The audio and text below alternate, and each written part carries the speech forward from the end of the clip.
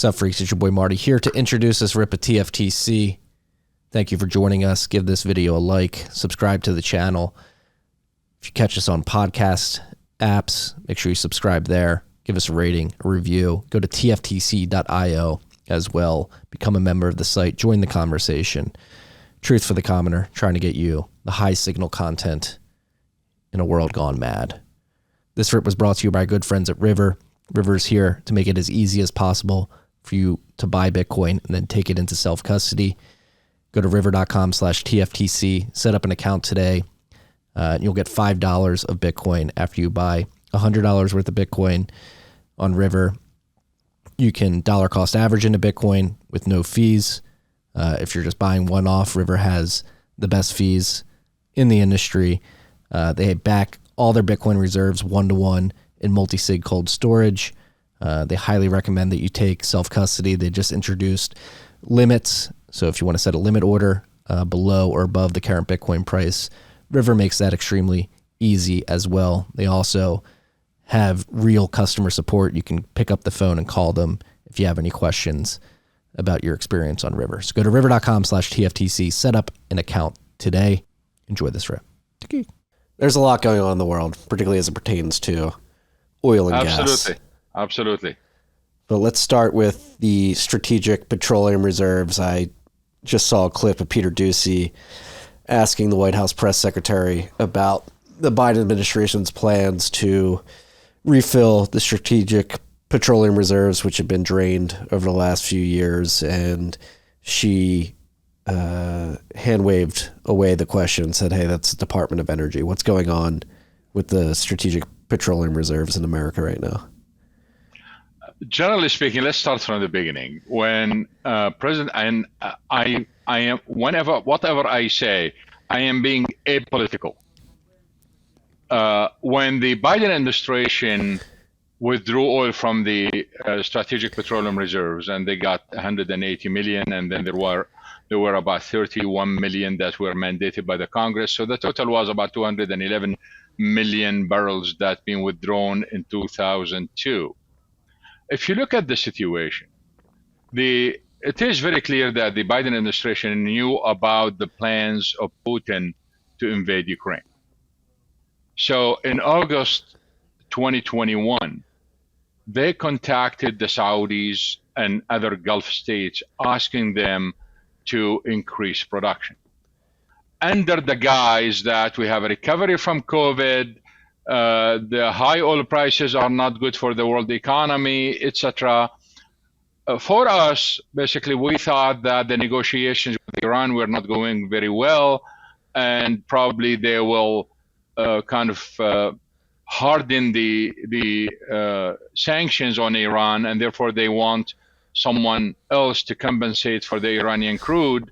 So that's our thinking at that time. It was related to Iran, has nothing to do with the economy or gasoline prices. Prices were relatively low, probably in like 60 to 70s. So it did not make sense to focus on gasoline prices and the recovery. It made more sense at that time to look into negotiation with Iran regarding the nuclear program. What we knew later was that Putin was planning to invade Ukraine in December 2021. But because the Olympics in China, the president of China basically asked Putin to delay the invasion so they won't tarnish the Olympics in China. So the invasion was delayed until February. During this time, the Biden administration shopped around and tried to put pressure on various countries, including the Saudis, to increase production, and they refused. Now, Putin goes to Ukraine, and all of a sudden we have this massive rumor that Russian production will decline by 3 to 5 million barrels a day. And prices skyrocketed from $80 to $130. But there was no actual decline. There was no actual cut. All this increase was on the rumor that we will lose 3 to 5 million. We did not lose that amount. In fact, even when we look at 2023, when people were expecting that decline, the decline was 250,000 barrels a day, and that's it. We were the first basically to tell people look, there will be no decline. We studied sanctions. We looked at sanctions over 120 years. Sanctions never work. And the idea that the Russian production will decline by 3 to 5 million barrels a day because of sanctions was complete nonsense. Anyway, we ended up with a situation where the Biden administration, along with the International Energy Agency, were convinced that production will decline by 3 to 5 million barrels a day. Prices now are at 130. The Saudis and others are not responding because they don't want to break up OPEC Plus, which Russia is part of it. So there was no other choice in front of the Biden administration except to use the SPR. Now, why this is important? Why they did not ask Latin America or South American countries? Well, they did not ask South American countries because they're all maxed out and there is no additional production they can bring online. They did not ask Canada because Canada does not have any spare capacity. They did not ask U.S. producers because U.S. producers were producing at capacity. In addition, all the shale is producing light sweet crude while the market needed medium sour and heavy. So there was no other choice because the spare capacity was in Saudi Arabia and neighboring countries. Those countries refused to cooperate. So what do you do? So he decided to withdraw from the SPR. And for the first time in history, we've seen a recommendation I made to the White House 20 years ago, which is if you look at the literature of the SPR and you look at all the releases, there was no impact, or if there is any impact, it is very limited.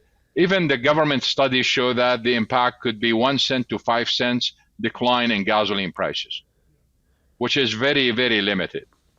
So the suggestion 20 years ago was, if you really want to release oil from the SPR, you have to release massive amount with a certain statement saying that I will not stop until prices decline.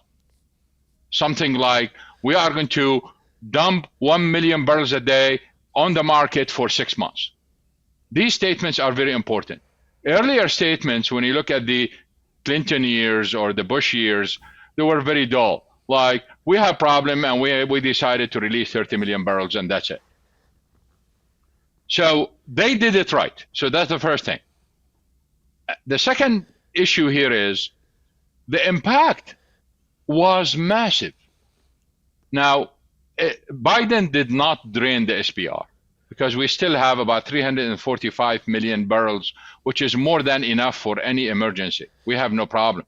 So he did not drain it. And in fact, if you look at the history, especially for the last 10 years from 2022, so since 2012, what do you see?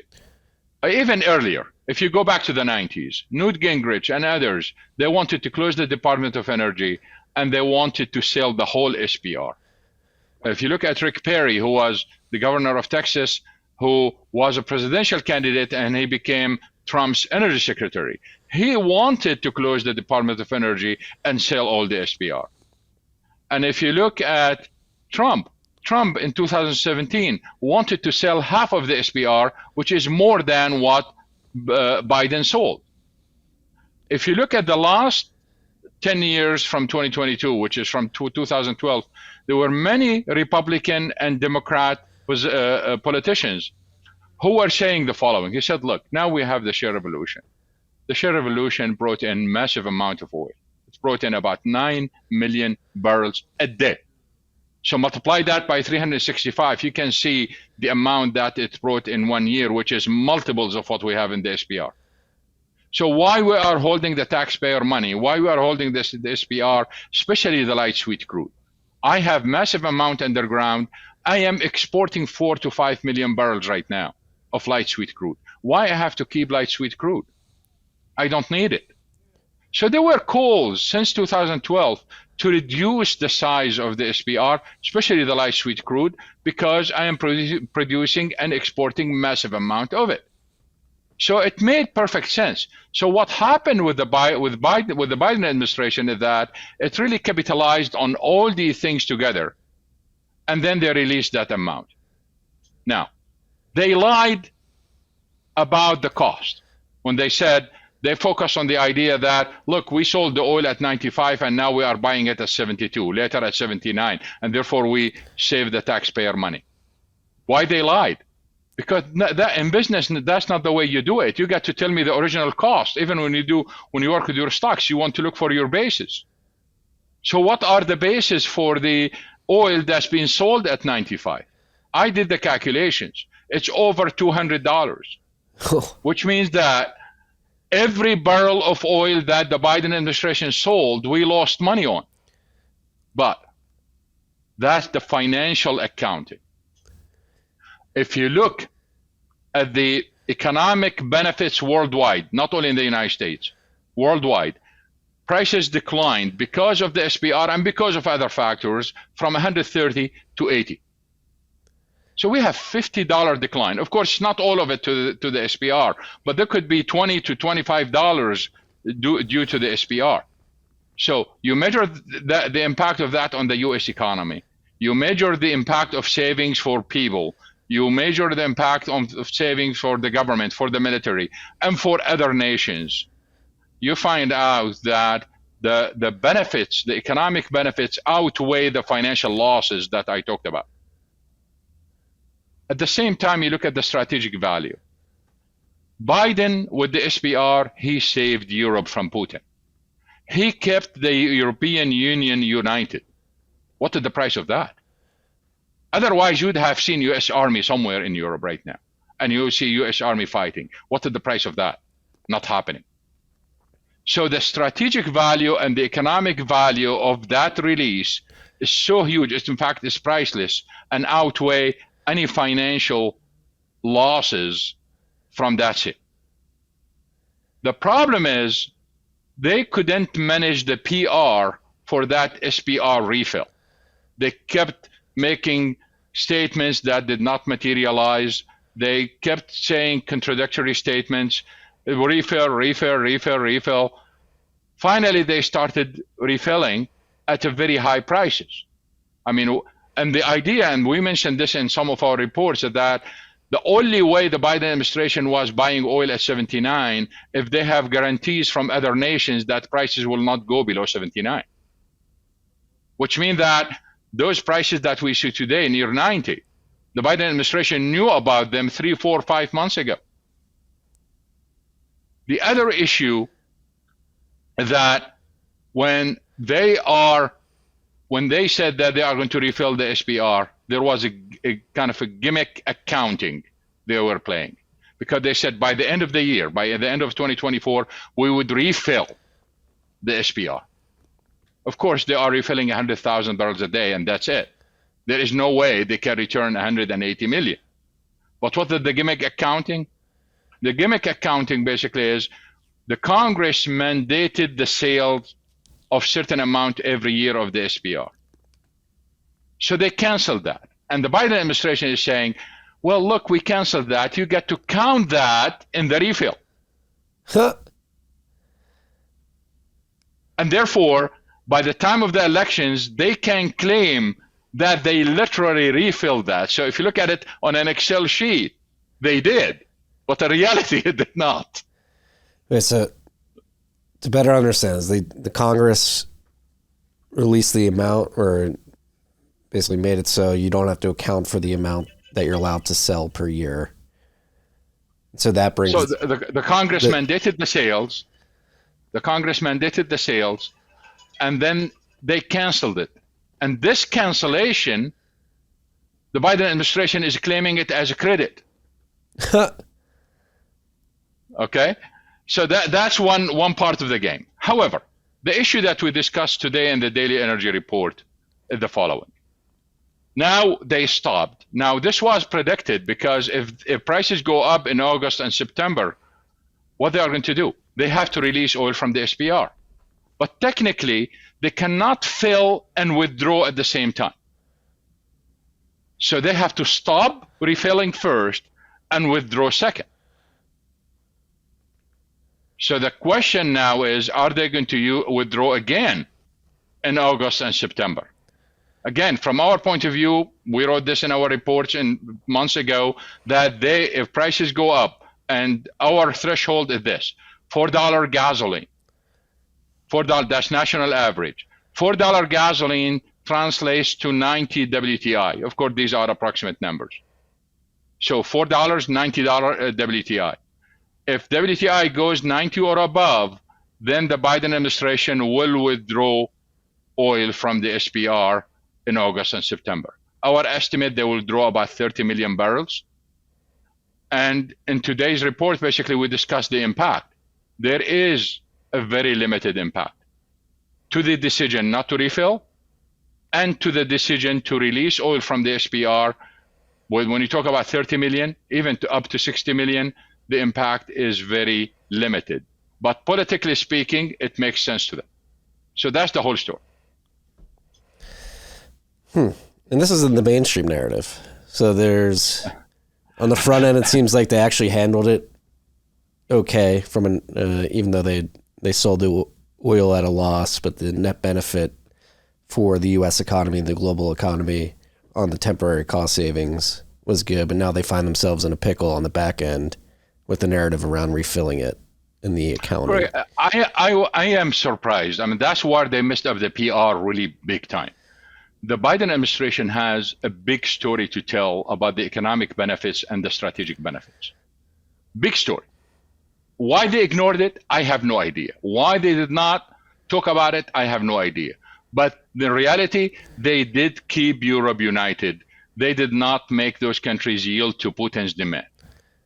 And that's thanks to the share revolution on one side and thanks to the SPR release on the other. Well, another part of this, too, which makes this even more perplexing, is the LNG exports, correct? Because that was a big factor in holding Europe over throughout the energy crisis they had in the wake of the war. I'm going to tell you and tell your audience another story, because I think this is another story missing from the mainstream media. In 2014, Putin annexed Crimea, and the United States and Europe imposed sanctions on Putin, which affected some of his gas exports. That was a problem. The Chinese approached him and said, let's build this pipeline and, solve your problems, etc. And at the same time, they said, well, why you don't send some of your oil to Asia? And once the Russians have a taste of Asia, there was no way back, whether on oil or gas. Now, Putin, through his intelligence services in the United States, realized that the shale revolution is going to bring a lot of gas. And he found out that there was a plan within the United States, let's call it the deep state plan. And I'm talking about 2014 here, to replace Russian gas in Europe with US LNG. Remember, all the plants that we are talking about, now they are sending that LNG to Europe. They got the approvals at that time. So he knew about the US plan to replace gas in Europe. So what his reaction was, he improved his relationship with Angela Merkel in Germany. They quickly built that pipeline, which is Nord Stream 2. They spent billions of dollars. They've done everything possible to secure their gas market in Europe. But we have enough evidence to show that the shale revolution was unstoppable. The deep state in the United States with the shale revolution led to the increase in U.S. LNG exports. And over time, we've seen Trump all of a sudden becoming the chief marketer of U.S. LNG. Now you're talking about the head of the nation marketing an industry. Wherever you go back to YouTube and watch every visit of Trump to Europe and every meeting with any European leader, he talked about LNG. Now you have Biden coming to office. Politically speaking, he's on the other side of the spectrum. He is against fossil fuel. He's against oil. He is against gas. All of a sudden, he continued the role of Trump. as being the chief marketer of LNG. Yeah. So both of them did exactly the same job. That tells you that the deep state basically is working here. As a result, what happened? Putin underestimated the impact of the US will to replace Russian gas in Europe. Of course, not totally, but US exports to Europe were zero a few years ago. Now almost 21% of gas imports in Europe coming from the United States. So what happened is, as a result of this, in 2016, when oil prices collapsed in 2015 and 2016, OPEC decided, I'm not going to do it alone. Other non-OPEC members have to join. Otherwise, I'm going to crash the market and keep crashing it. Saudis increased their production. Iraqis increased their production. Iranians, because of the deal with Obama at that time, increased their production. So there was no way for countries like Kazakhstan or Azerbaijan or Russia except to join. And they formed OPEC Plus in 2016. Now they started meeting and they decided to cut production. In every single meeting, Russia wanted a smaller cut. And in some cases, they don't want to cut at all. Period. They don't want to. And there was a clash between them and the Saudis. And as you recall, there was a price war in March 7th, 2020, because of that, because the Russians basically have a different view on prices in the market than the Saudis. Why? Because their intelligence told them that most of the additional gas in the United States that's going to LNG terminals is associated gas coming from oil fields. So if you raise oil prices, you end up with massive amount of gas. And producers will dump that gas on the market at any price because they make their money from oil. And therefore, you can ship cheap gas to Europe and be competitive no matter what. So the only way to cap that gas from competing with the Russian gas in Europe and make Nord Stream 2 successful is to keep oil prices at 60 and prevent that growth in shale. So yes, it was Russia who was fighting shale. It wasn't the Saudis, it wasn't OPEC, it was the Russians. And in fact, and I'm going to say this statement, and I know some people are going to get angry at me, if you look at some of the largest consulting agencies, at certain period of time, every person who was the head of gas or specialist in gas was Russian. Huh. I'm talking about American and European companies. Interesting. It is interesting because that's their game. They wanted to halt the expansion of oil production so they can lower the production of associated gas so LNG won't boom the same way it did. And so let's fast forward to today. So just one statement. Okay. So the conflict, so one of the ironies is the conflict within OPEC Plus between the Saudis and the Russians, although OPEC Plus is about oil, the cause of the conflict is the gas, not oil. Can you ever really separate oil and gas? Or are they always going to be interlinked because of the associated gas? Of course, and this is why we never have a dull moment in our field. And the reason why, because you produce oil and gas together, so they are complements. But once you go to the market, in some cases, they are substitutes. So there are complements on one side and substitutes on one side, and now solve it. That's a serious problem. And you have all these moving variables in different areas of production around the world with different incentives.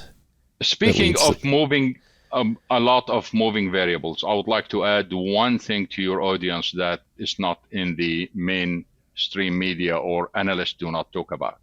What we've seen since 2022 is that the level of competition among energy sources increased to levels that we never ever seen before. I'm going to give you true examples, real life examples.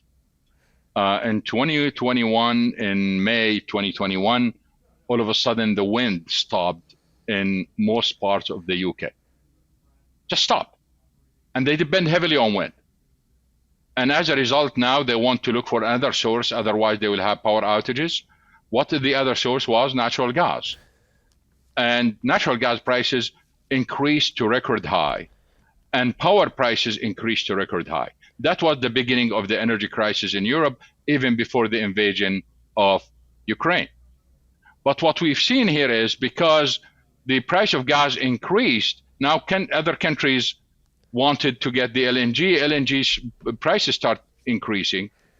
Now you move to 2022 with the issues with the Russian gas, etc. What we saw basically is massive increase in LNG prices. All of a sudden, China and India found out they need to go back to coal because it's too expensive to buy the gas. We started with wind. Now we are going back to coal because LNG is very expensive. So they ended up with coal. We ended up with another problem. All of a sudden, we have a major drought. A major drought, that means hydro is going down. And because hydro is going down, that means the demand for natural gas and coal is going to increase. So this level of substitution between the various energy sources, we never seen before. And this is something we've been studying only from 2022. And it is a very interesting phenomenon. And we have too many variables, like you said, too many variables. To make it more complex, and this is, again, we are talking about real life examples. We have a drought on one side, LNG prices are very high, and China has no choice but to go for a kind of managed brownouts. Okay, my area basically has no power. I have a factory. I already have orders now after COVID. I have orders for the next 3 years. I cannot even lose 1 hour. I'm working 24/7. I cannot even lose 1 hour of production, and now I have no power. What do? You resort to private generation. And what private generation uses? Diesel. Diesel or some sort of LPG or others. And all of a sudden, the demand for oil increased. So this level of substitution and sophistication, we never seen before.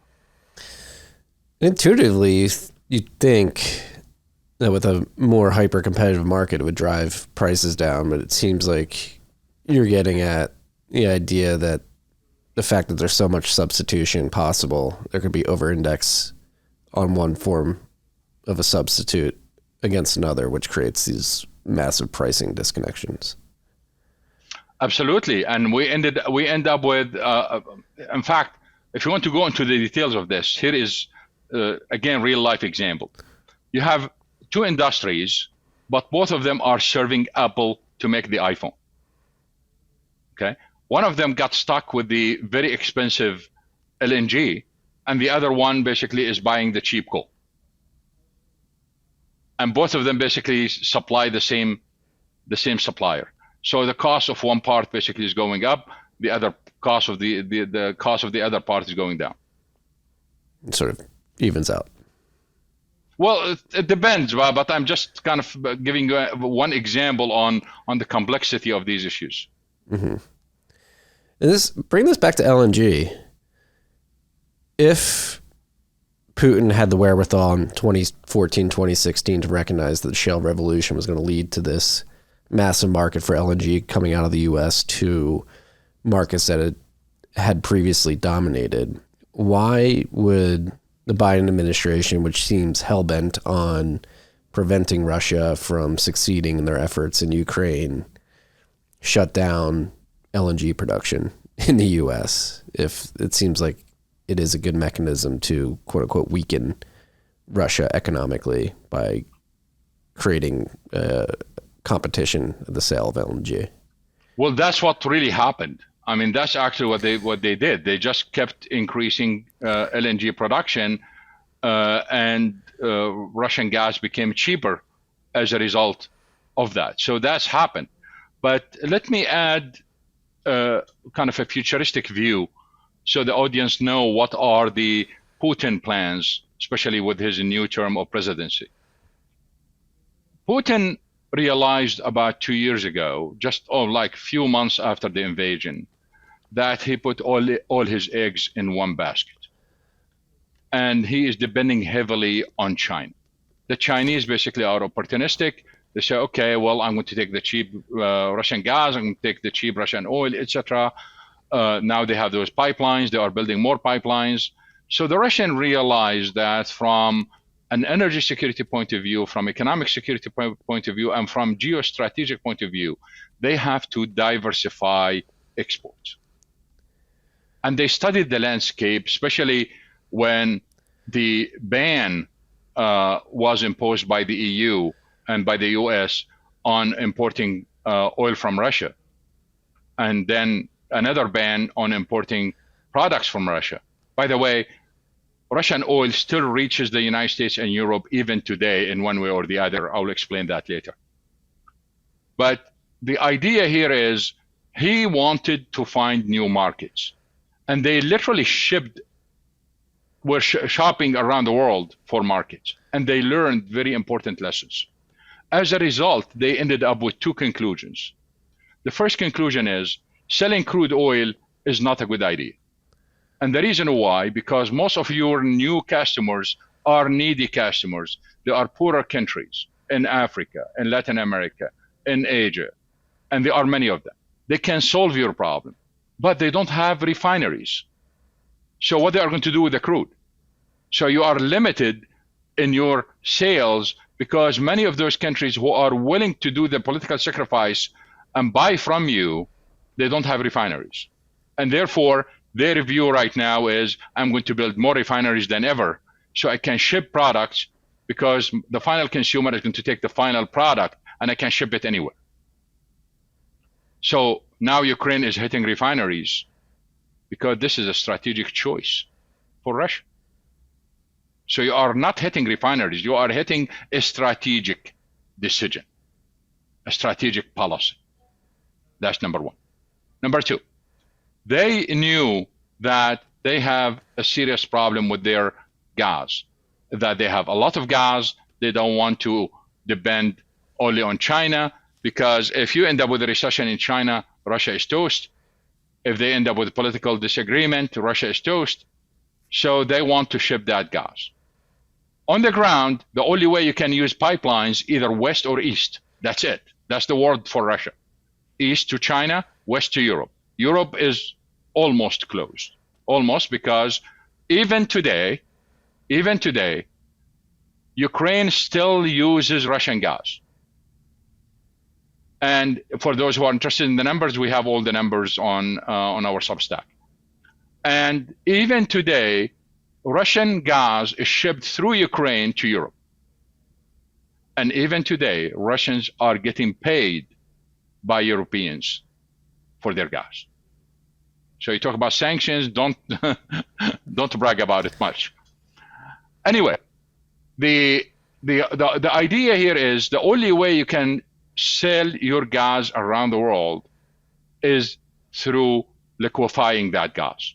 And therefore, you want to build more liquefaction plants so you can ship this gas anywhere in the world. And this way you can diversify your exports.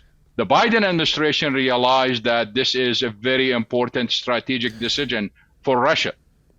And therefore, they are doing their best now to block any company from helping the Russians build their Arctic LNG too. So don't think about it just like, okay, well, I am a politician, I just want to do sanctions. No, there are deeper issues than that. This is a strategic decision by Biden to diversify, and it is a strategic decision by the Biden administration. No, I'm going to kill your strategic options. Period. So is the idea... At the same time, there is a fear, because sending this LNG to Europe and controlling about 20% of European market, this is engraved in stone. This is not something temporary. This is for the next few decades, and it has implications. One of the implications is, what if the war in Ukraine ends tomorrow and sanctions on Russia ends in a year or just countries ignore the sanctions. Then Russian LNG will compete with the US LNG because it's cheaper. So the US, by blocking Arctic LNG too, and any efforts by the Russians to build more LNG plants, guarantees two things. First of all, they had their strategic decision to diversify. On the other side, they guarantee their market for the future, the US market for the future in Europe, because they don't want the Russian gas to compete with it. And that's another impact. How does that prevent the Russians from spinning up LNG facilities? Would they have to leverage American companies to actually build this, or? Well, it could be any company, especially the big companies. You have the construction companies on one side, and you need the major oil companies on the other, like French Total and Eni and others. You want to guarantee a market for it to finance it. Probably they need to work that out too. So there are several issues related to it by the Biden administration imposing several layers of sanctions that can influence the decision of foreign companies through those multi-layered sanctions not to invest in the new LNG plants. Quick break here, freaks. This rip is brought to you by Gradually Then Suddenly, a framework for understanding Bitcoin as money by Parker Lewis. I wrote the foreword to the book. I'm honored to have done so because it's the best 0-to-1 primer if you're looking for a logical explanation of why Bitcoin obsoletes all other money. Buy one for yourself and maybe a few for your friends. Go to thesafehouse.com/gradually.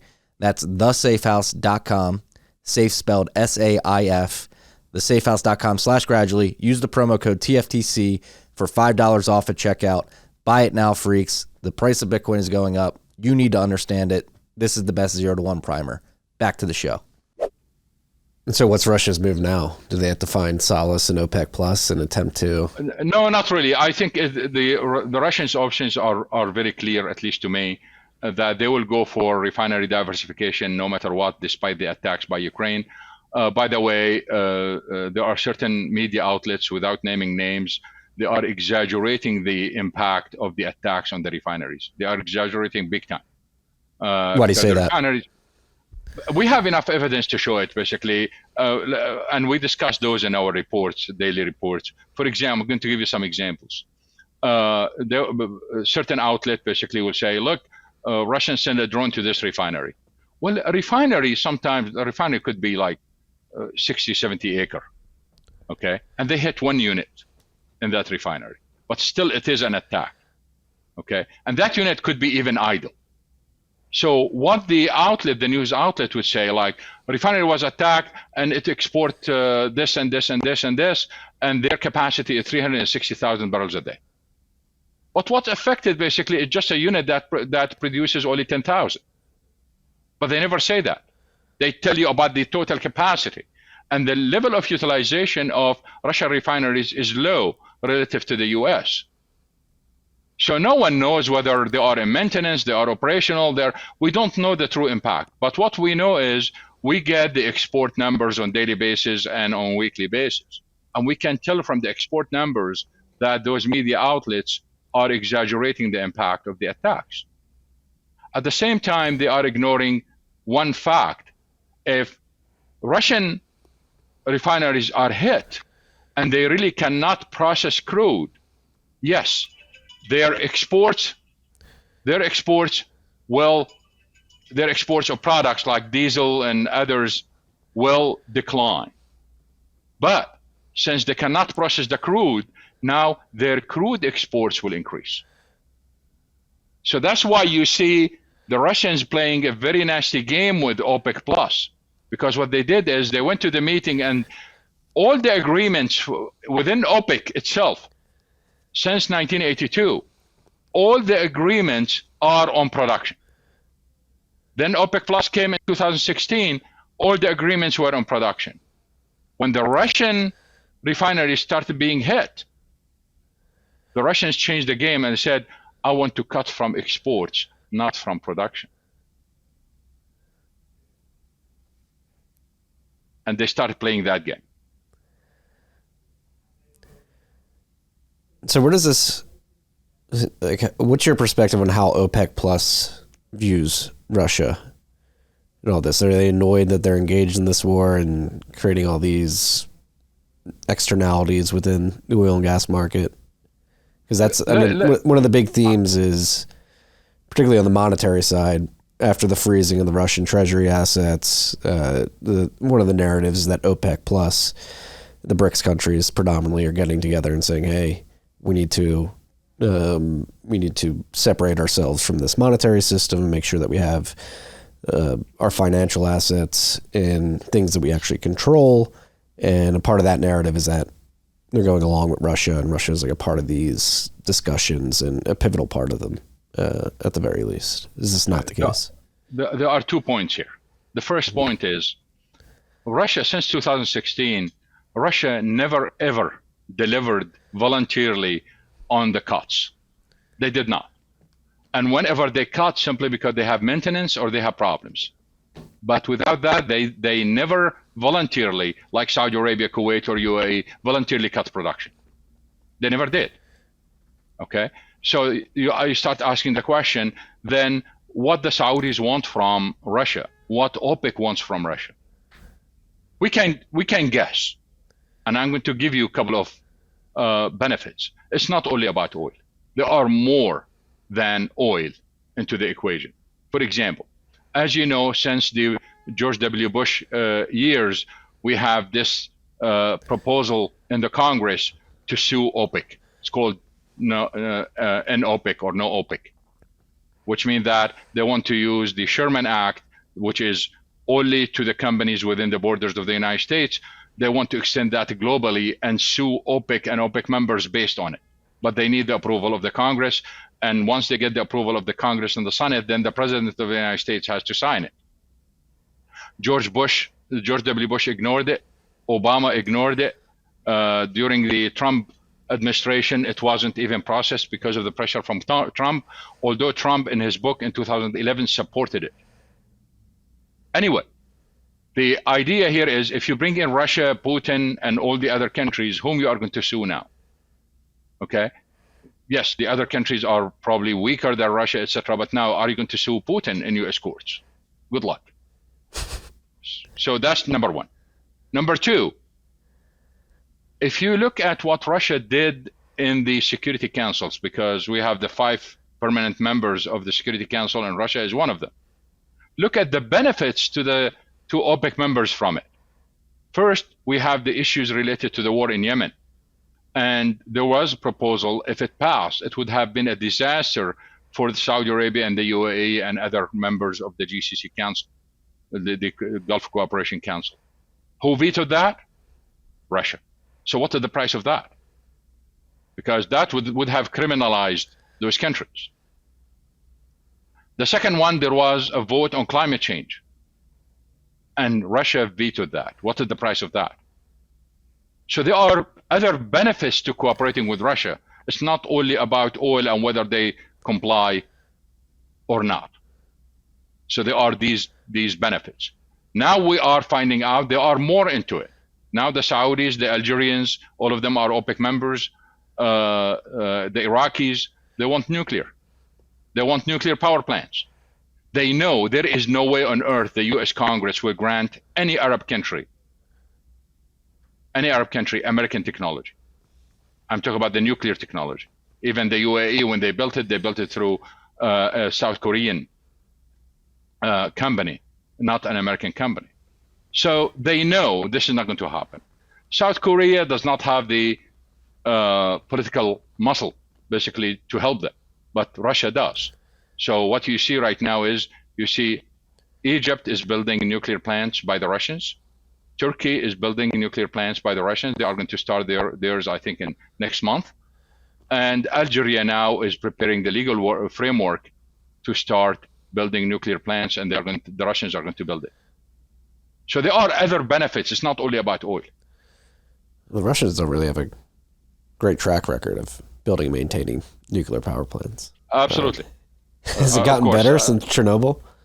Well, it depends on how you look at Chernobyl, because some people will tell you it's Ukrainian. Yeah, that's a good point.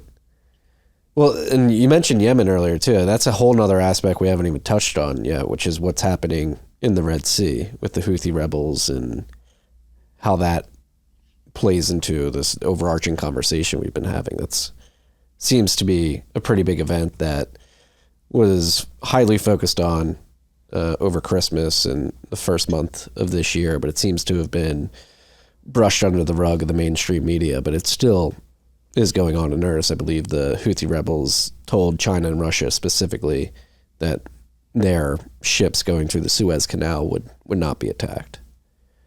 Since day one, we published few reports, and we had several podcasts with top experts in the world on the Red Sea and the Houthis. For those who are interested, those are available free on our Substack, and they can listen to them and watch them. The issue is like the media is talking about the Houthis, attacks on ships, shipping industry, etc. Look, the Houthis are a subgroup of a minority. So to tell me the US and the UK cannot control that group does not make sense. To tell me that Iran can control it, but the US and the UK cannot control it does not make sense. So I'm going to tell you a third story today from A to Z. Since the sanctions being imposed on Russia because of its invasion of Ukraine, the importance of the Red Sea increased substantially to the extent that it became the hottest area on earth. And this is even before the Gaza war, before the Houthi attacks. So what happened? We have several issues here. You have the climate change policies on one side, and you have the Russian sanctions on the other. So look what happened. First, the Russians used to export to Asia about 250,000 barrels a day through the Red Sea. So that will come out of the Turkish Straits. They cross the Mediterranean through the Suez Canal, go south in the Red Sea, Bab el-Mandeb, and then from there to Asia. Only 250.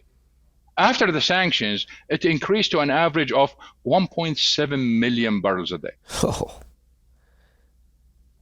Okay? So the number of oil tankers going through increased substantially, and they are Russians. Now, Europe does not have enough oil. So now the Gulf countries need to send oil to Europe instead of Asia. So they have to reroute too. So we have more oil tankers going north in the Red Sea through the Suez Canal than before. As a result, in 2023, we have the largest number of tankers passing through the Suez Canal, and the canal generated the biggest revenues in its history as a result of these things. But it's not only about oil. We have LNG too. So Qatar, for example, started sending LNG to Europe instead of Asia. So increased traffic again. But that's not the only story. During this period, we talked earlier about US LNG. For the US, as you know, the oil production increased and exports reached record high in 2023. That oil and that LNG was going through the Red Sea too. At the same time, that green transition, China needed all those minerals and metals from Africa, Latin America, and other countries. A large portion of it was going through the Red Sea. Now they are exporting the solar panels, everything needed for wind power, and they are exporting the EV batteries and electric vehicles, especially to Europe. That's through the Red Sea. So the old energy and the new energy is going through the Red Sea. So the importance of the Red Sea is historic. And it became the hottest area in the world. It has everything in it. It has Russia, it has China, and it has everything you need from the old energy, everything you need for the new energy. What that means is you need to go back to the old ways to control the Red Sea. I'm not talking about conspiracy here. This is what the history of nations throughout history is, to control the waterways. So this is not a conspiracy. Well, you don't want to go to the Suez Canal because it is owned by Egypt, and you don't want to go and fight with Egypt. You don't want to kind of infringe on the sovereignty of other countries. So you don't want that. At the same time, you don't want to be near Somalia and Yemen because of all that history. Remember the Black Hawk thing in Somalia and the Houthis and all the troubles, etc. You don't have to mess with that. What you can do is control what's in between, which is the Red Sea. And there are other circumstantial evidence to support this point. Saudi Arabia refused. Egypt refused to participate. So we are, and the UK basically withdrew most of its ships anyway. So we are left with the United States. But the United States wants to be there. This is the hottest area in the world. You can control China. You can control Russia. You can control the Arab world. You can control everything by controlling the Red Sea right now. And you can control the energy transition on one side, and you can control the flow of LNG and oil on the other. The fleet that went to the Red Sea went to stop the Houthis, but that was what? Months ago, 3 months ago. And the number of ships that are going through there is declining by the day, and we have only some tankers from Russia and Saudi Arabia, and that's it. But that was not the objective. I forgot to mention one point that made the Red Sea hotter than ever. As you know, we had that drought in the Panama Canal, and shippers were not able to go through it. That diverted some shipments to the Suez Canal too, through the Red Sea. So if you look at it any way you look at it, the Red Sea was the hottest area, and that deep state that I mentioned earlier probably thought that need to be controlled, and that's why they are there. And so with that in mind, like, what is the ultimate goal? We're thinking deep state, long-term thinking. So now the people can't go through the Suez Canal. They're forced to go around the Horn of Africa. Like, so. Well, my brain's going like everything we see today is temporary. This is all, everything we see today is short run. Okay. The plan is for decades. So this is not, don't focus only on the short run and the Houthi attacks. The Houthis are temporary phenomenon. The war in Gaza is temporary, and everything you see today is temporary. The idea here is we are looking at the next few decades and looking at trade wars, looking at, I mean, back to your ideas about currencies and everything else, which is the other point. During the same time this is happening, look what happened to the dollar. The dollar went through the roof. Okay. Look at the transactions in SWIFT. The gains to the dollar in SWIFT transfers just went through the roof. In a sense, the empire is defending its dollar. It's not going to let it go, just like some people thought, okay, you know, there is competition and the Chinese will do this and the Russians will do this. No, the empire will defend the dollar. And what we are seeing, if you go throughout history, you will see that the currency of empires decline with the decline of the empire, and they vanish when that empire vanishes. But until that empire is weakened, don't expect that currency to decline. So do you think Jerome Powell and his reluctance to lower rates is part of this as well?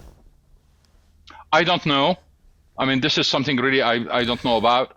But the idea of having or protecting the dollar from the empire, I mean, there is enough support for it.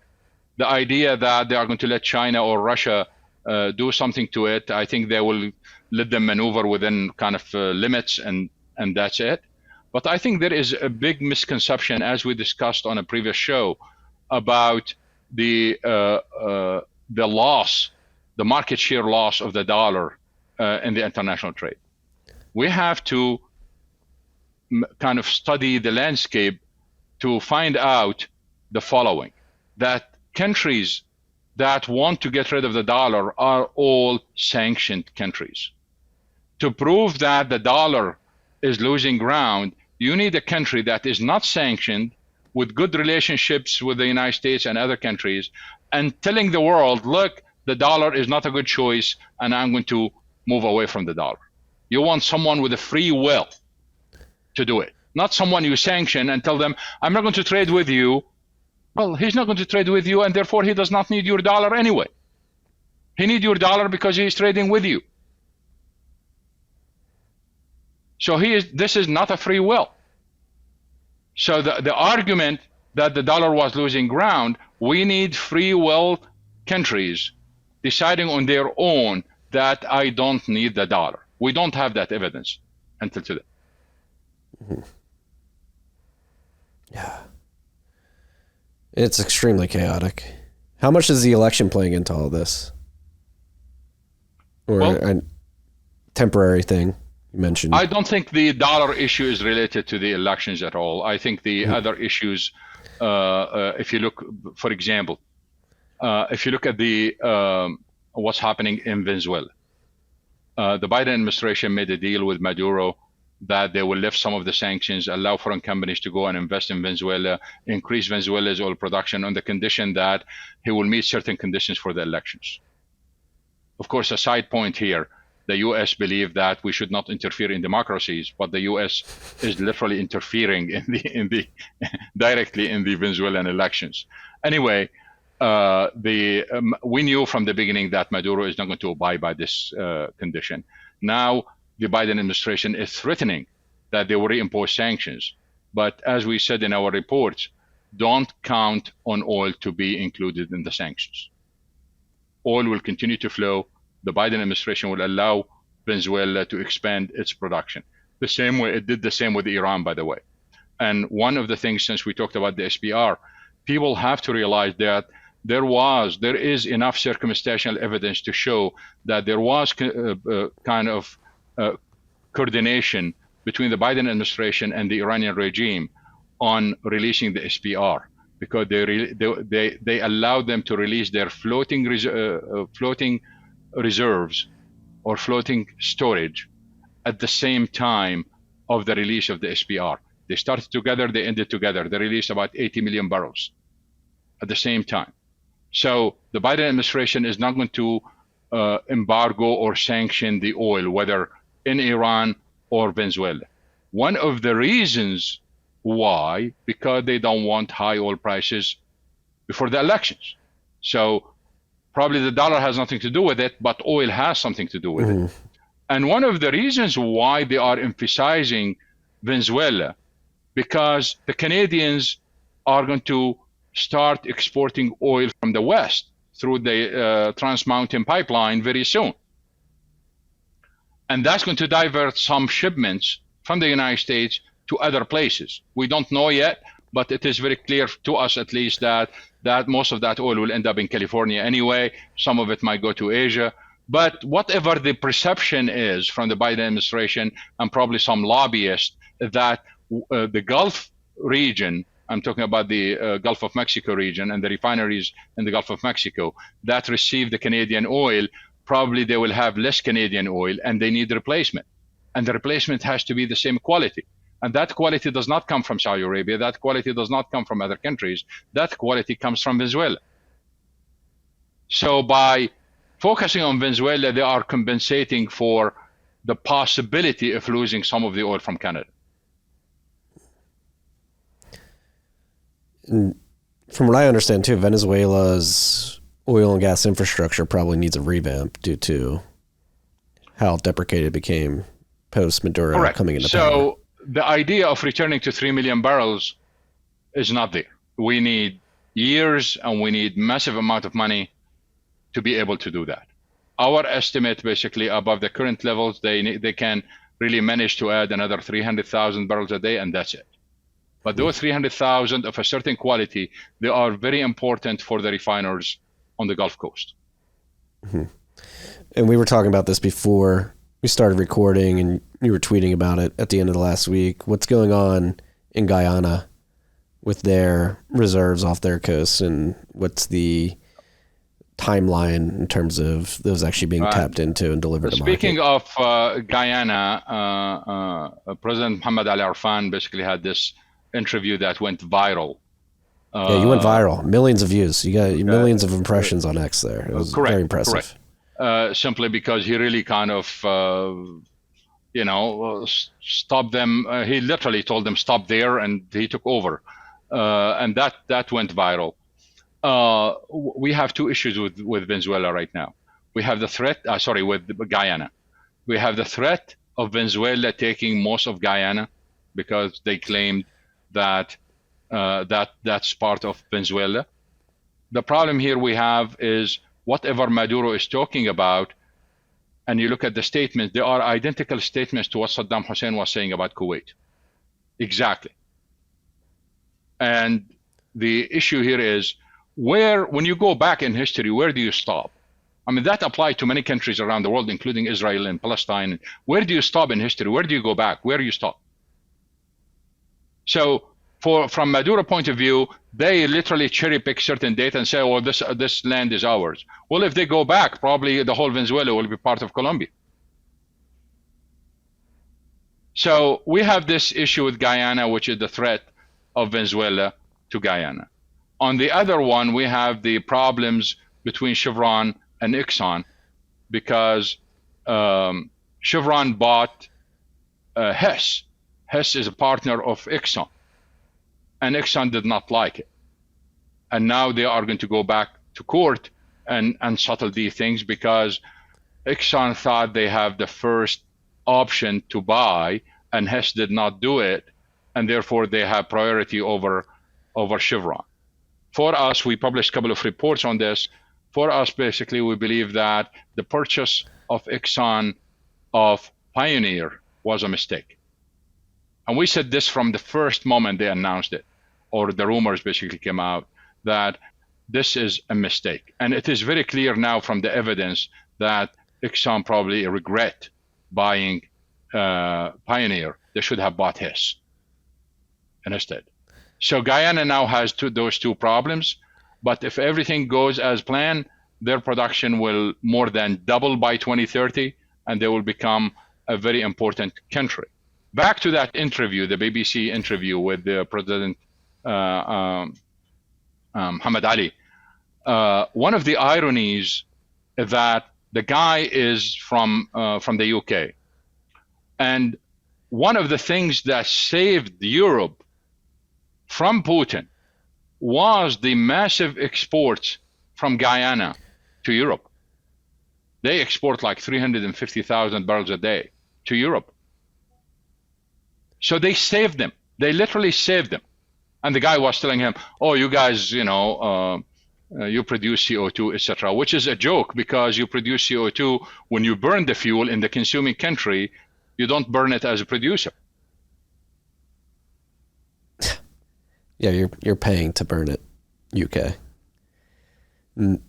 Yeah, it was an incredible 2-minute clip to see, because it was the hypocrisy of not only the UK, but the West more generally, in terms of carbon emissions and the attempt to prevent smaller upstart countries like Guyana pull themselves up from their bootstraps and leverage their natural resources to put their economies in better places is insane. It's like, hey, we got here with all this hydrocarbons, and yes, we like the society we live in today, but no, you can't get on par with us. It's really hypocritical.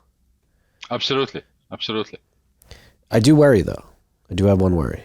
It seemed like President Ali was positioning Guyana to be a large exporter of carbon credits with that massive rainforest they have. Are you worried about that at all? Well, I am. Okay, they already sell carbon credits. They already do. Okay, so everyone is playing the game. Although my statement about it is that carbon accounting is the mother of all enrons. It is the largest scam in history.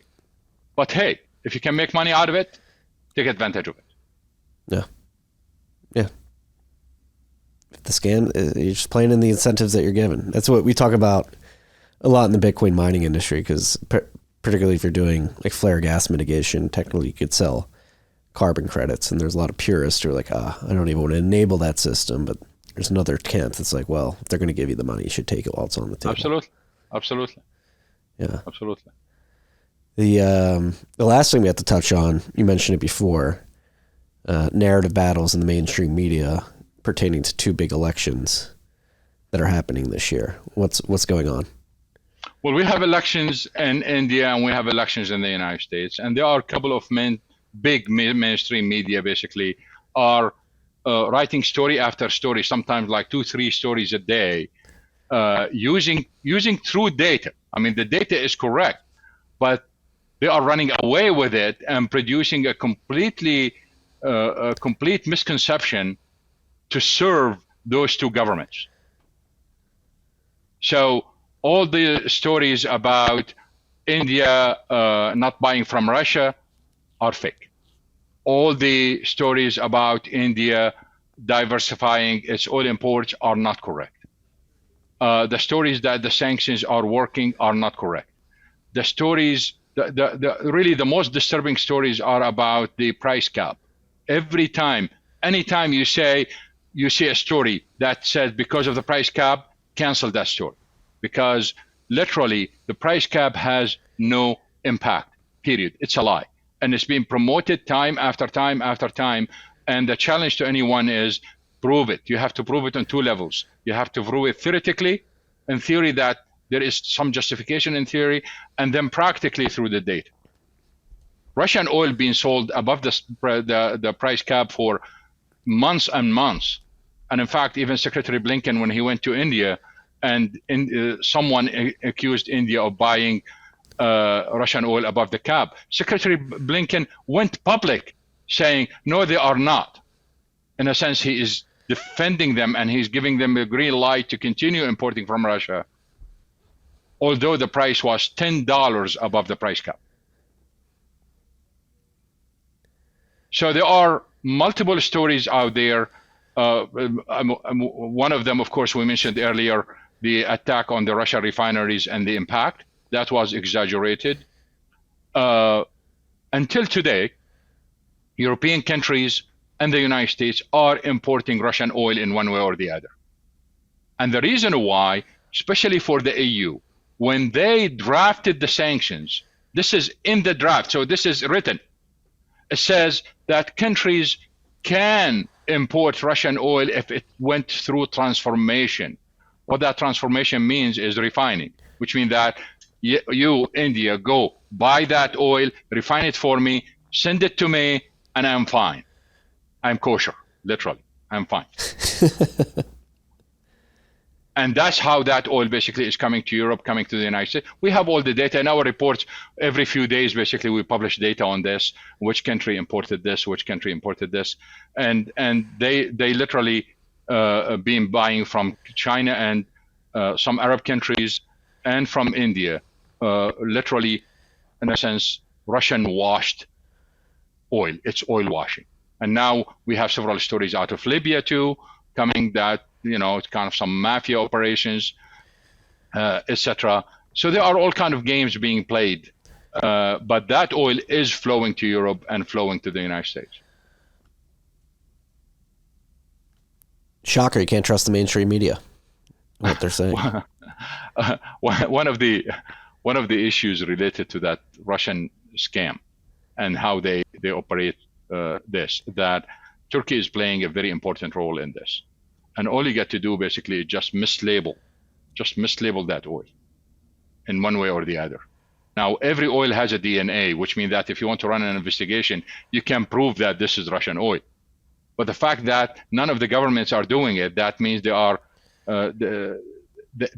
that oil. They want low prices and they want the Russian oil to flow. In fact, that's why we say all the time in our reports that the price cap, the most important impact of the price cap is to legalize buying Russian oil. Willful ignorance. Just turn a blind eye. Don't see it. So with all this in mind, everything we've covered from shale revolution starting in 2014, the state of LNG, Russia's involvement in OPEC Plus, trying to make sure that they can sell their gas, what's going on in the Red Sea, what's happening in South America. What is your perspective on the next 6 months, 18 months in the oil and gas markets as we head into election season here in the U.S. and India, other parts of the world, as the debt situation spirals out of control, as this this war today in Ukraine continues. Today, Brent prices approached almost $90. Some of that increase, basically, if not all of it, is really a political premium. And it is a political premium because Israel attacked the Iranian embassy in Damascus and killed 7 people from the Al-Quds Brigade, which is like the best of the Revolutionary Guard of Iran, including 2 leaders. And it is very clear that the Biden administration was panicking. Immediately, they sent a message to Iran. They said, we have nothing to do with it. These are the Israelis. We literally did not participate. We know nothing about it. Why? Because we are coming into elections. And if the Iranians are going to retaliate, they can retaliate in several ways. 2 of them are to literally confiscate, board some tankers as they did before, and confiscate some tankers in the Hormuz Strait and affect shipping there, which goes to Asia, which makes the situation even worse because now we have the shipments going to Europe and now on the other side going to Asia, which is another problem. And then they can literally kind of wink at the Houthis and tell them to increase their attacks in the Red Sea and other places, which means that oil prices will go through the roof, LNG prices will go through the roof, and that will create problems for the Biden administration, especially when it comes to oil and gasoline prices. So the market basically received that message. It was very clear that the Iranians are very angry. They will retaliate. We don't know how they are going to retaliate, but that retaliation might affect the oil market. So the increase today is really a geopolitical increase. The way we view it today, of course, things could change tomorrow. So we change our views based on the realities of the market. But based on what we see today, there is no reason for $100 yet in 2024. The market is getting tighter. The decision by OPEC plus GMMC today not to do anything does not mean that OPEC is going to do nothing, because the voluntary cuts are made, and I hope the audience will pay attention to this because this is very important. The voluntary cuts are made by the individual countries, and the announcements are made by the individual countries, not by OPEC or OPEC plus. And therefore, the meeting today has no relevance to it, which means that Saudi Arabia and Russia can literally come out tomorrow or after tomorrow and say, well, I'm going to increase my production by 200,000. And there is no contradiction between the two. At the same time, and people got tired of me repeating this, the Chinese are going to use their SPR and they are going to use their inventories as they've been doing in recent months. They are going to flood the market with them to prevent prices from going to 100. They've been doing it for years. And the only reason why in 2021 we did not get to 100 was because they released massive amount of oil from their SPR and inventories. So the market is relatively tight, range bound, probably in the 80s, but we will see how things are going to evolve between now and the elections. Compared to the U.S. SPR, how big is the Chinese SPR? The Chinese SPR, and okay, this is a very important distinction here. In the United States, the SPR, the Strategic Petroleum Reserve, is literally owned by the federal government. And when they buy, the money comes from the federal government. And when they sell, the money goes to the federal government. And then we have the commercial inventories, which is the private sector. In China, we do have their SPR is about 350 million barrels, which is almost kind of close to what the SPR today, almost the same size. But this is not the issue. The issue is the largest holders of the commercial reserves are all owned by the Chinese government. So the definition of strategic petroleum reserve becomes murky here, Because if everything owned by the government can do various things as a make strategic decisions about them, but still classified as commercial, but they are owned by the government. We have what we call the teapot refineries, which is the private sector. They own some reserves. But who is in China is going to say no to the government? So in a sense, from our point of view, all the reserves in China, which is almost 950 million barrels, all of them are strategic. All of them. They got deep reserves they can tap into if need be. Yes. Fascinating. Anas, I always learn so much in my worldview. I think you're probably the guest that challenges my worldview, particularly as it pertains to what's happening in the geopolitical landscape in the world of oil and gas every time you come on.